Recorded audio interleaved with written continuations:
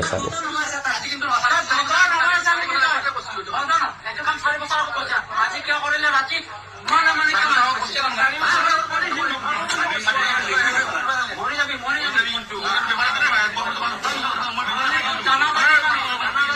বাংলাদেশী বাৰু আমি নিবিচাৰো অসমত থকাটো, এইটো বাৰু ঠিক আছে, কিন্তু এনেকৈ যে জানে মানুহজন মুছলমান বুলি ডাইৰেক্ট হৈ আছে, তই অসমীয়া মুছলমান হয় নে নহয়, এইটো কৈ তেওঁক মাৰিছে, এইটো ডাইৰেক্ট দেখোন অসমত দেখোন লাহে লাহে দেখোন একদম হিন্দু মুছলিম কাজিয়াহে হৈ আছে লাষ্টত গৈ দেখোন।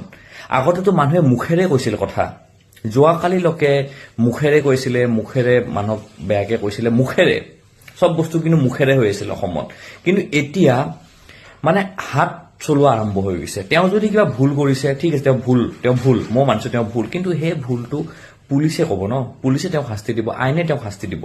আপোনালোক কোন তেওঁক চৰ মাৰিবৰ কাৰণে?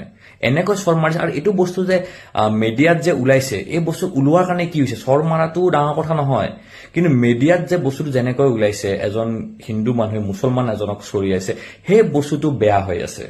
সেই বস্তুটো যে দেখা গৈ আছে, সেই বস্তুটো বেয়া হৈ আছে। আমাৰ চৰকাৰে কি কৰি আছে মই বুজি পোৱা নাই, পুলিচে কি কৰি আছে মই বুজি পোৱা নাই। এনেকৈ মানুহে ডাইৰেক্ট মাৰি ডাইৰেক্ট ছচিয়েল মিডিয়াত আপলোড কৰি আছে, এইটো কিমান বেয়া কথা হৈ আছে।